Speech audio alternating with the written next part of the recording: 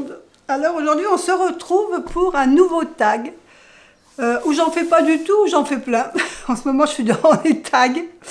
Donc c'est le tag TarotTube tag.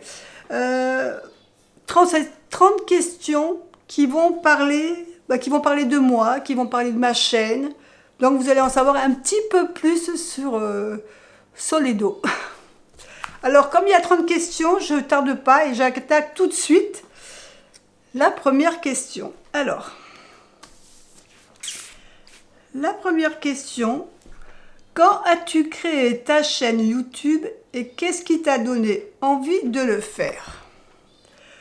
Alors ma chaîne YouTube, je l'ai créée en avril 2017, donc ça fait un petit moment. Tout ça parce que à l'époque, je suivais Laetitia de la chaîne Mystique, que vous devez peut-être connaître. Et c'est vraiment elle qui m'avait donné envie de partager, parce que elle était tellement dynamique, elle l'est toujours d'ailleurs, hein, elle est tellement dynamique dans ses partages, elle était nature.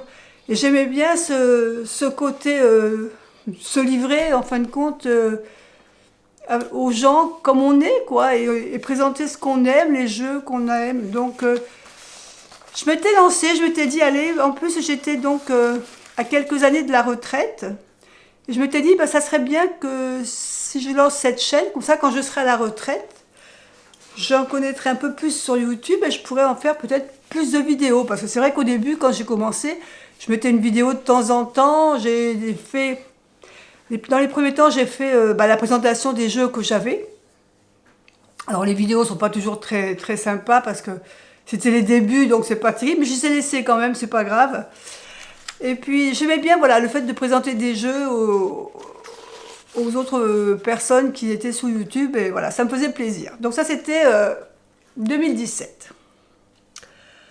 Deuxième question, quelle est l'histoire derrière ton pseudo? Soledo, oh bah c'est pas compliqué.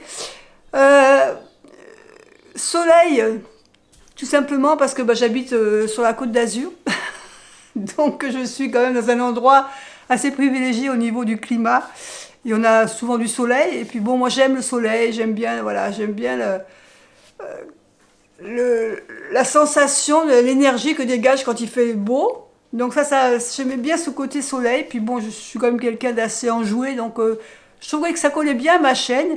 Et Do, parce que je m'appelle Dominique, donc tout simplement Do, c'était le diminutif de Dominique. Donc Soledo, je trouvais que le nom sonnait bien, ça me plaisait bien. Donc voilà comment est né Soledo.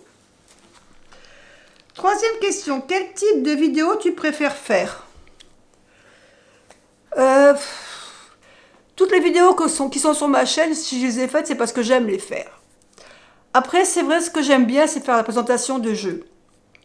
Donc c'est vrai que maintenant, j'en montre moins parce que je suis maintenant à la retraite. Donc c'est quand même un budget. C'est pas toujours facile d'acheter régulièrement tous les jeux qui me plairaient ou qui sortent. D'ailleurs, je crois que je vous en avais parlé dans ma première vidéo de l'année. Et je vais vous faire un petit retour d'ailleurs à ce niveau-là. J'avais fait, vous savez, plusieurs demandes d'envoi presse pour me permettre de vous présenter les nouveautés qui sortaient pour que je puisse partager un peu plus avec vous. Donc j'avais fait beaucoup de démarches. Je crois que j'avais fait, alors je vais vous dire, j'ai démarché 8 maisons d'édition. Sur les 8, donc je les ai démarchées début janvier, le 4 janvier. Sur les 8 maisons que j'ai démarchées, j'ai eu 2 retours seulement. 2 retours négatifs. Les éditions Ada qui m'ont répondu négativement parce qu'elles sont trop loin, elles ne sont pas en France et que ça leur coûte trop cher de faire des envois presse. Et les éditions Pictos, donc qui représentent toutes les Danae, les Alliances magiques, les Arcana Sacra, Trajectoire. Donc ils m'ont répondu une fois négativement. Et puis après, j'ai vu passer sur Instagram, comme quoi ils recherchaient des gens pour faire évoluer et partager les envois presse. Alors j'étais un peu surprise quand même d'avoir eu la réponse avant négativement, et là de voir qu'ils avaient fait une autre demande. Donc je me suis quand même permis de leur faire un petit message. Je me dis, ah mais c'est nouveau, c'est parce que c'est nouveau, on revient de relancer une demande.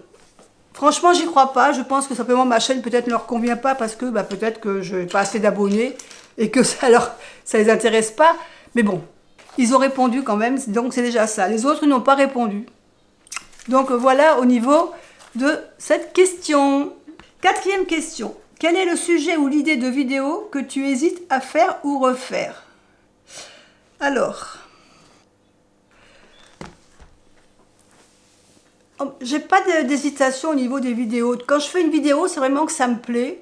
Donc j'ai pas d'hésitation. Idem, refaire des vidéos, si je la refais, c'est parce que j'ai eu un problème, soit avec la caméra, soit avec le micro. Mais en principe, voilà, je me débrouille. Quand je fais des vidéos, c'est que ça me plaît. Je m'amuse pas à faire des vidéos si ça me plaît pas.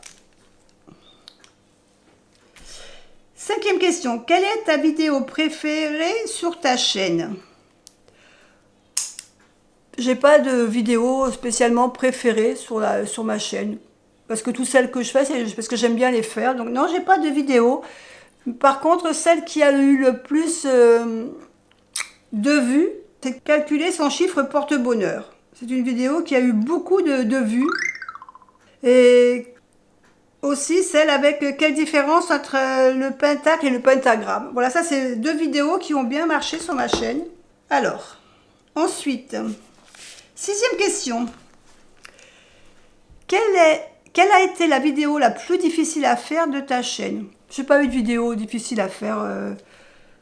Si elles sont difficiles, eh ben, ça veut dire que c'est pas quelque chose qui m'emballe, donc à ce moment-là, je le fais pas. Septième question. Quels sont les outils que tu utilises pour créer tes vidéos? Alors, écoutez, j'ai un petit appareil photo qui filme en ce moment, donc je ne peux pas vous le montrer.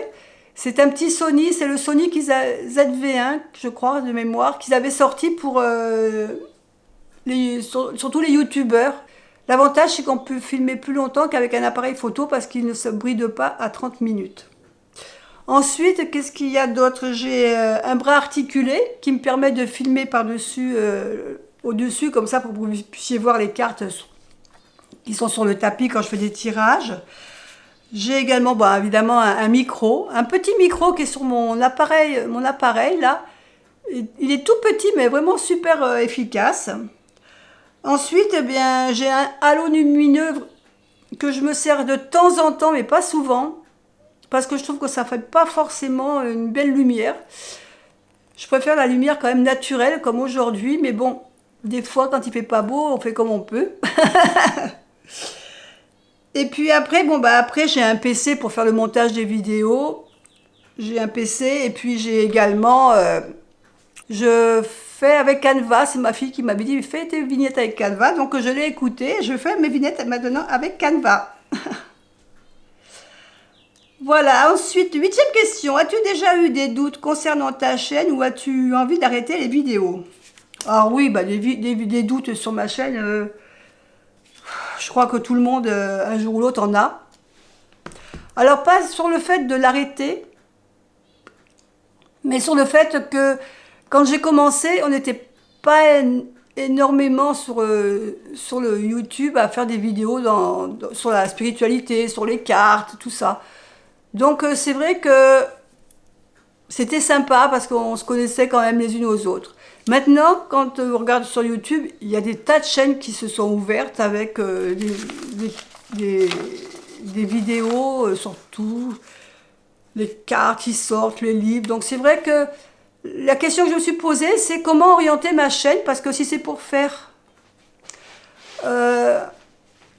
quelque chose qu'on retrouve partout, je ne voyais pas l'intérêt. Je me suis posé la question de savoir, moi, quand j'ai recherché une chaîne sur YouTube, qu'est-ce que je cherchais?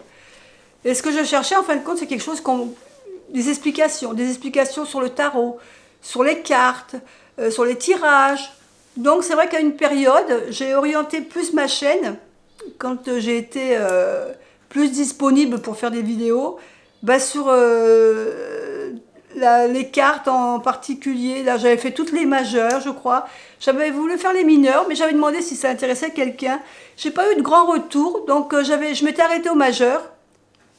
Et j'ai partagé quand même pas mal de tirages différents. Ça, par contre, ça a l'air de plaire, les différentes sortes de tirages. Donc, Ben voilà, j'ai continué comme ça pour essayer d'apporter quelque chose d'autre que ce que les autres chaînes proposaient, voilà, à ce moment-là. Donc, question 9. Comment gères-tu l'organisation de tes vidéos? Ben, l'organisation des vidéos, je la gère souvent sur ce que j'ai envie de proposer. Par exemple, quand j'ai fait découvrir toutes les cartes majeures, les unes après les autres, ben, je m'étais fait un planning. Parce que je m'organise pour avoir à peu près une vidéo par semaine. Et donc, je m'étais organisée de manière à ce que je tourne régulièrement. Chaque lundi, je tournais la vidéo pour la fin de semaine. Et j'avais fait comme ça, donc un planning sur les 22 lames majeures, en intercalant de temps en temps des exemples de tirage. Donc, j'avais déjà un bon petit planning de fait. Et puis, bah pour Noël, vous savez qu'en principe, je vous propose le calendrier de l'Avent. Donc, ça, c'est quelque chose que j'ai fait depuis 3-4 ans déjà. Là, le calendrier de l'Avent, il commence à s'essouffler parce qu'au bout de 4 ans, j'ai quand même proposé pas mal de choses. Et c'est vrai que là, je ne sais pas si cette année, il aura encore lieu, le calendrier de l'Avent, parce que bah, j'ai déjà dit tout ce que j'avais à dire sur le tarot. Et voilà, donc peut-être il faudra que je trouve quelque chose d'autre à vous proposer pour cette fin d'année. Donc ça, c'était la question numéro 9. La 10. Comment gères-tu les commentaires négatifs sous tes vidéos? Ben écoutez, commentaires négatifs, j'en ai pas eu des masses. Je crois que j'en ai eu une fois un commentaire qui n'avait rien à voir avec la vidéo. C'était quelqu'un qui voulait démarcher, donc je l'ai zappé. Commentaires négatifs, si c'est quelque chose de constructif, c'est quelque chose qui reste correct et qu'on me dit, par exemple, suivant le sujet que j'ai traité, qu'on me dit qu'on n'est pas d'accord avec moi ou que il n'a pas les mêmes opinions sur ma vidéo, je vais laisser le commentaire. Par contre, si on est injurieux ou si c'est plutôt un commentaire dans le côté négatif de nuire, je ne cherche pas à comprendre, je supprime. Voilà, comme ça c'est clair, parce que je suis quelqu'un qui n'a pas envie de me prendre la tête avec des gens qui n'en veulent pas la peine. Question 11. Quel conseil donnerais-tu à quelqu'un qui veut se lancer sur YouTube? Ben, ce que je veux lui conseiller, c'est que si vraiment la personne a l'envie de le faire, de se lancer sur quelle que soit la thématique qui lui plaît, ben, faut qu'elle se lance. Je veux dire, au début, on n'a pas besoin de grand-chose pour se lancer. Il y en a beaucoup qui commencent avec leur téléphone, tout simplement. Après, au niveau du montage, bah, vous n'êtes pas obligé d'avoir un logiciel de montage. Si vous le faites avec votre téléphone, vous pouvez vous débrouiller avec votre téléphone. Avec un portable pour commencer, puis tester, voir si ça vous va, si ça vous convient, si le rendu vous plaît, si vous pouvez alimenter régulièrement, parce que le but c'est quand même d'alimenter régulièrement le contenu. Mais voilà, si vous avez envie de le faire, bah, lancez-vous. Faites-vous plaisir. Question 12. Quelle est la chose inattendue que YouTube t'a apportée? La chose inattendue, ben j'ai fait des connaissances. J'ai fait des connaissances sur YouTube par rapport à ma chaîne. J'ai des abonnés régulières qui sont très, très, très bienveillantes, qui sont très gentilles avec moi. Et donc ça fait plaisir d'avoir des retours. C'est ce que je reproche des fois sur mes chaînes, de ne pas avoir assez de retours sur ce que je propose. Tout simplement, alors, c'est vrai que je ne cherche pas forcément d'avoir des millions de vues. Mon but, c'est de partager. Mais quand on partage, on aime bien quand même avoir un retour de ce qui plaît ou ce qui ne plaît pas. Genre, si vraiment je fais une vidéo sur une thématique qui vous plaît vraiment, mettez-moi un petit pouce, likez-la et dites-moi-le en commentaire. Tiens, j'aime bien ce style de vidéo, continue à en faire. Voilà, un petit retour pour me dire si ce que je vous propose vous plaît et orienter peut-être d'autres vidéos vers dans une autre direction plus tard, quoi. Mais toujours dans le but d'apporter quelque chose aux personnes qui regardent, quoi. Voilà. Question 13. Si tu pouvais organiser un événement en lien avec la Tarot-Tube, qu'aimerais-tu faire? Ben, je vous ai parlé tout à l'heure du calendrier de l'Avent que je fais en fin d'année. Et ce calendrier de l'Avent, c'était à l'époque, oh, je m'en souviens plus comment, je me souviens plus de son nom. Elle avait organisé un calendrier de l'Avent avec toutes les youtubeuses. Il y a longtemps de ça, parce que c'était dans le début. Et donc, elle avait demandé à plusieurs youtubeuses si elle était d'accord pour faire le calendrier de l'Avent. Et donc, chaque jour, une youtubeuse différente faisait le calendrier de l'Avent. On présentait quelque chose dans le calendrier de l'Avent. Et ce qui fait que tous les jours, tous les abonnés avaient une vidéo d'une personne différente. Des fois, on découvrait même des chaînes qu'on ne connaissait pas. Et on proposait quelque chose dans le calendrier de l'Avent. Et j'avais trouvé ça super sympa. J'avais participé, j'avais beaucoup aimé. Et puis ça s'est perdu, parce qu'après, il y en a qui ont arrêté. Et puis voilà, après, il y a beaucoup de gens qui veulent garder les abonnés pour leur chaîne. Et puis voilà, donc je trouve que la mentalité par rapport à mes débuts a changé quand même sur YouTube par rapport aux autres youtubeurs. Pas tous, hein, mais certains. 14. Une chaîne YouTube que tu adores et que tu souhaites recommander. Oh là là, c'est difficile parce que j'en suis tellement. Donc je ne voudrais pas vexer les gens, mais j'en suis beaucoup, j'en suis tellement. Je vais vous dire Claire de la Lune, je vais vous dire Sabrina Passion des Oracles, je vais vous dire Célia, je vais vous dire, je vais en oublier, Mystique bien sûr, puisque je la suis toujours, Solveig, parce que c'est pareil, c'est une ancienne avec Mystique, Angèle Taina, Valérie Mariotte, que j'aime beaucoup, j'aime bien ce qu'elle présente aussi. Il y en a plein, il y en a plein. Au niveau des tarots, tout ça, il y en a plein. Et j'en oublie, hein, je suis désolée pour ceux que j'oublie. Il y a Saint-Cide aussi. Il y en a trop pour vous dire tous les noms. J'en oublie tellement. Pardon à ceux que j'ai oublié de citer. 15e ton ou tes souhaits pour le futur de ta chaîne YouTube. Continue à partager ce que j'aime.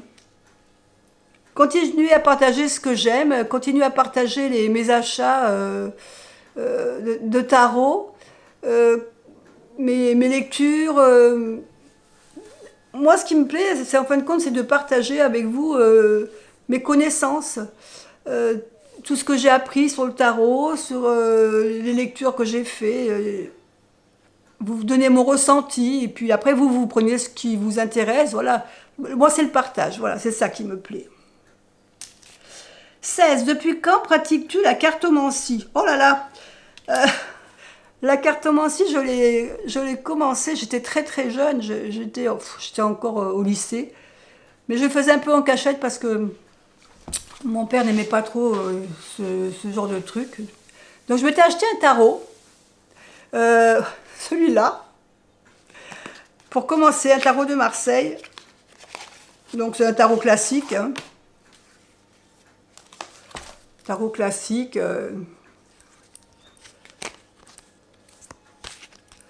Voilà. Et je m'étais abonnée aussi à une revue sur le tarot. Et tous les mois, je recevais des fiches sur le tarot, sur le tarot de Marseille, par contre.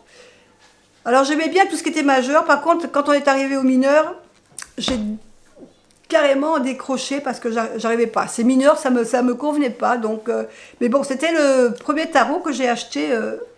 J'étais, je vous dis, encore au lycée. Question 17, quel est ton premier tarot? Je viens de vous le montrer. 18, combien de jeux possèdes-tu?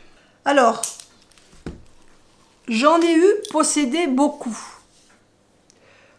Mais il est arrivé un moment où je me suis dit qu'en fin de compte, j'en avais beaucoup, mais beaucoup que je ne me servais pas. Donc, j'ai fait le tri, parce que je crois que j'étais arrivé à 200 et quelques, 250, tout comme ça. Mais il doit m'en rester à peu près la moitié maintenant. Mais je me suis séparée de beaucoup de jeux.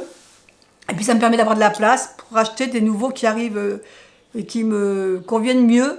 Puisque avec le temps, on évolue. On se rend compte que nos goûts changent. Des jeux que j'aimais à une certaine période, je me suis rendu compte qu'en fin de compte, après, je ne m'en servais plus. Donc je les ai mis sur Vinted, je les ai vendus de manière à ce que ça fasse plaisir à quelqu'un d'autre. Puisque souvent, je les vends à peu près, s'ils ont servi, je les vends à peu près à moitié prix. 19. Si tu devais garder qu'un seul jeu, lequel serait-ce? Bah déjà, si je devais en garder qu'un, ça serait forcément un tarot. Alors, lequel... Alors, j'ai 3 chouchous en ce moment. J'ai le Lycir que vous connaissez tous. Celui-là, ça a toujours été un coup de cœur et je crois que celui-là, je m'en séparerai jamais. Il y a le Indie Tarot aussi que j'aime beaucoup. Et le dernier qui est arrivé, le Woman Tarot. Alors, ça c'est vraiment mes 3 favoris. Je pense que si je devais en garder qu'un, ça serait ces deux-là. Alors, dans la vidéo précédente, je vous ai dit que je garderais celui-là. Parce que c'est vrai que c'est le dernier arrivé dans ma tarothèque. Et c'est celui-là que je découvre encore. Après, si je devais en choisir un que je sais pas. Ça serait très difficile de choisir entre ces deux-là. Je pense que ils ont 2 énergies différentes. Donc, je dirais que pour la connaissance nouveau jeu, peut-être je prendrais celui-là. Mais celui-là, je le connais tellement. Je le connais tellement, celui-là, que... Ah, je sais pas. Non, j'aurais du mal à choisir. Je crois que je prendrais les 2. Question 20. Quel est le jeu que tu rêverais d'avoir? Alors, le jeu que je rêverais d'avoir, il y en a un que j'ai cherché pendant longtemps, c'était le Tarot des Contes de Fées de Lisa Hunt. Mais en français, parce que je sais qu'il est ressorti dernièrement, mais en anglais. Et moi, ça ne m'intéressait pas de l'avoir en anglais, je voulais l'avoir en français pour pouvoir avoir l'histoire des contes. Alors c'est vrai que c'est celui-là que j'ai cherché pendant longtemps, j'ai cherché à le trouver. Bon, on le trouve à des prix, je ne vous parle même pas des prix parce que c'est inabordable, quoi. Je n'arrive même pas à comprendre qu'on puisse vendre des jeux à ce prix-là. Donc, ça dépasse, il y en a qui dépassent les 200, 300, 400 euros. Non, mais c'est de la folie, quoi. Donc, je sais que je ne l'aurai pas, c'est pas grave. C'est pas grave. C'est un jeu que j'aurais voulu découvrir. Voilà, mais bon, si je ne l'ai pas, c'est franchement pas celui qui... C'est pas ce qui va me gêner, quoi. Mais après, j'en ai pas d'autres de spécifiques que je recherche. Question 21. Alors, quelle carte te représente le plus? La carte qui me représente le plus, oh là là, c'est difficile. Alors, je vais parler que des majeurs, parce que les mineurs se retrouvent un peu dans les majeurs. Je dirais... Il y en a 3 qui me viennent à l'idée. Dans l'ordre, je dirais... Dans l'ordre d'apparition, dans les majeurs, je dirais la grande prêtresse, l'ermite et le pape. La grande prêtresse, pourquoi? Parce que j'aime apprendre. J'aime apprendre, j'achète beaucoup de bouquins sur le tarot. Que ce soit tarot de Marseille ou tarot Rider, j'aime bien faire les comparaisons des fois des deux. Donc la grande prêtresse pour ça, parce que j'aime bien l'apprendre. Et puis il y a ce côté un peu en retrait, un peu comme l'ermite. L'ermite, en fin de compte, il est dans sa grotte. À la limite, peut-être l'ermite, oui, peut-être que la grande prêtresse, dans le sens où l'ermite, c'est pareil, il est en recul. Mais l'ermite, il va être en méditation, en réflexion de ce qu'il a fait, et de voir un peu une introspection de ce qu'il a fait. Et le pape, c'est un peu pour le fait de partager après ce que j'ai appris avec la grande prêtresse, ou ce que j'ai... méditer avec l'ermite et repartager après avec vous. Pour moi, le pape, c'est le partage sur ma chaîne YouTube. Donc voilà, c'est un peu un mix de ces 3 cartes pour moi, qui me représentent pour moi. La 22. Quel type de tirage préfères-tu faire? Oh, j'en ai plusieurs. Quand je connais pas les personnes, et puis des fois, si elles savent pas quoi poser comme question, je fais le prénom. Après, bon, avec une question précise, je peux faire ou le tirage en 5 cartes, avec un focus sur la carte centrale. Le tirage classique, le tirage en croix aussi pour une question. Et puis, pour le tirage Soledo, le tirage que j'appelle Soledo, c'est le tirage où on choisit dans notre tarot un significateur. Par exemple, si on veut faire un tirage sentimental, je veux dire, par exemple, mon significateur, ça va être les amoureux. Donc je vais battre mon jeu de tarot. Et après, je vais chercher mes amoureux. Et quand je trouve la carte des amoureux, je prends les 2 cartes d'avant et les 2 cartes d'après. Et j'interprète les 5 cartes comme ça. Voilà mes tirages que j'aime et que j'utilise souvent. Question 23. Un tirage ou une carte qui t'a marqué. Un tirage ou une carte qui m'a marqué. Ah oui, alors, il y a 2 cartes qui m'ont marqué. Dans le premier oracle que je m'étais acheté il y a longtemps, c'était l'oracle G. Parce que j'ai entendu tellement parler que, d'ailleurs, je l'avais tout découpé, parce qu'à l'époque, je n'aimais pas les bordures. Et la carte qui m'avait marqué, c'est celle-là. Qu'est-ce que j'aimais pas tomber sur cette carte du lion. Je la trouvais moche, je la trouvais moche. Je la trouve toujours moche, cette carte, parce que je veux dire que les dessins... Mais bon, qu'est-ce qu'il a été parlant, par contre. C'est un oracle, même si les imageries sont pas formidables. Hein, maintenant, on fait mieux. Mais qu'est-ce qu'il était parlant, qu'est-ce qu'il était parlant. Et une autre carte qui m'a marqué, c'est dans le Lycir. Le 10 d'épée. Quand le Lycir il est sorti, il y avait un 10 d'épée qui était différent. Alors, je ne sais pas si je l'ai... Évidemment, je ne vais pas l'avoir, parce que ça, s'il faut que je fasse toutes les cartes. Ah si, le 10 d'épée, voilà. Dans le Lycir, maintenant, le 10 d'épée, c'est cette carte. Et moi, celle que j'aimais, c'est celle-là. Alors, je ne sais pas si vous allez bien la voir. Et c'est une carte qu'on ne trouve plus. Elle a été mise au début, et après, elle a été remplacée, parce que je crois que l'autrice avait eu des retours là-dessus en disant que c'était... elle n'avait pas plu, quoi. Ça avait dérangé certaines personnes. Et cette femme, avec toutes ses cicatrices dans le dos, pour moi, je la trouvais tellement parlante. Et j'ai cherché à la voir. Hein. J'avais fait des demandes sur YouTube, sur Instagram, des fois, s'il y en a qui avaient l'ancienne carte 10 d'épée, si elle voulait me la vendre ou me la céder, que j'étais preneuse, parce que vraiment, cette carte, elle me parle tellement. Donc, avis à ceux qui l'ont et qui ne s'en servent pas, si vous voulez me la faire passer, il n'y a pas de souci. Alors, la 24. As-tu déjà utilisé les cartes d'une manière inattendue ou inhabituelle? Non. Non, non, j'utilise les cartes normalement, dans des tirages classiques, quoi. 25. Quel est le jeu que tu conseillerais à un débutant? Alors, si c'est un tarot, je vais lui conseiller de choisir quelque chose qui l'appelle. Si vous êtes appelé par le tarot de Marseille, achetez-vous un Marseille. Si vous êtes attiré par un rider, achetez un rider. Tout dépend comment. Si vous êtes attiré par l'imagerie, vous serez peut-être plus attiré vers un rider, puisque toutes les mineurs sont illustrées. Et c'est vrai que quand on commence le tarot, c'est quand même plus facile d'avoir une image que d'avoir des sigles à chaque fois et d'être des fois obligé de compter. C'est pas toujours évident le Marseille quand on débute. Maintenant, c'est une question de goût. C'est à vous de faire votre choix. Par contre, privilégiez, si possible, un tarot donc assez simple, qui ne soit pas trop orienté, une thématique spécifique, et prenez plutôt un coffret avec un livret dedans qui va vous donner des explications. Sinon, vous serez obligé après d'acheter un livret en dehors, donc ça serait dommage, quoi.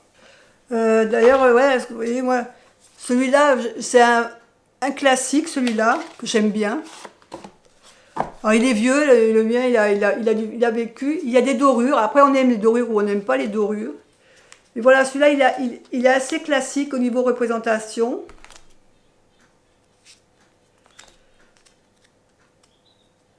Et donc, même s'il n'y a pas de livret quand vous l'achetez, si vous achetez un livre sur le rider, l'imagerie va forcément coïncider avec votre tarot.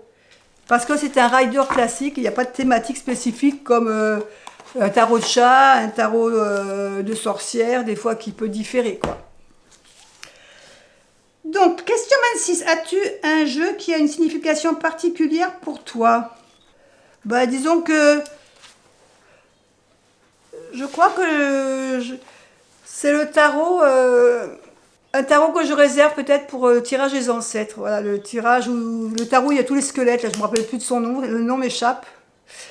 Voilà, celui-là, je le garde spécifiquement quand je fais un tirage sur les ancêtres, parce que je trouve qu'il relie bien cette connotation avec les ancêtres.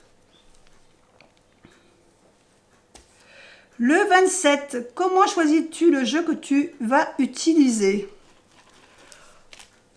Oh, c'est au feeling. Alors, si c'est un tirage pour quelqu'un, bah, je vais lui faire choisir différents tarots, suivant s'il a une question précise, je vais l'orienter plus vers un tarot que d'autres. Si c'est pour moi, c'est au feeling. C'est par exemple, si j'ai envie de me servir de... Je vais regarder tous mes tarots et celui qui m'appelle, bah, je vais le prendre et voilà. Mais bon, c'est vrai qu'en ce moment, je réfléchis pas trop. En ce moment, c'est plutôt celui-là que je privilégie pour les tirages. 28. Te tires-tu les cartes quotidiennement? Alors, pas du tout. Pas du tout, parce que bah, je trouve que tous les jours, j'en vois pas l'utilité. Je l'ai fait une période, parce que j'apprenais le tarot. Donc, tous les matins, je tirais une carte et j'essayais de trouver ma signification. Et après, j'allais voir dans mon livre ce que ça voulait dire. Et le soir, je revenais sur le tirage pour voir qu'est-ce qui avait se matché dans ma journée ou pas. Je fais ça pour plusieurs tarots.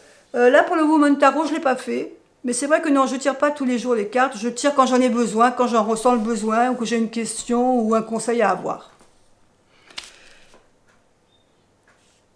Question 29. Qu'est-ce que les cartes t'ont appris sur toi-même? Bah, des fois, c'est en faisant surtout le shadow work. En faisant du shadow work, avec un... C'était le petit Lenormand qui avait fait Clair de la Lune, où elle proposait du shadow work avec son petit Lenormand. C'est vrai que ça...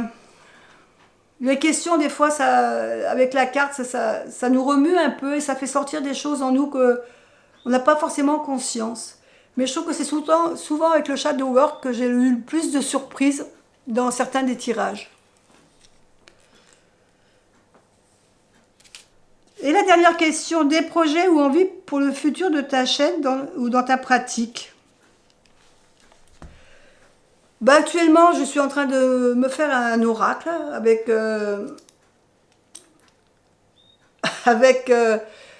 ma petite aquarelle. Alors, je voulais pas faire un tarot parce que je me dis, oh là là, tarot 78 cartes, ça va faire trop, je vais pas arriver à le faire les 78 cartes. Et puis là, dans mon oracle, je me suis amusée à compter l'autre jour les cartes, j'en ai quand même 86. Donc, j'aurais pu faire un tarot. Mais bon, c'est trop tard, j'ai fait l'oracle. Si vous me suivez un peu sur Instagram, vous avez dû voir passer quelques cartes. Là, il faut que je fignole un petit peu et puis je vais voir ce que je vais faire par la suite. On verra ce que ça donne. Et puis, après, continuer,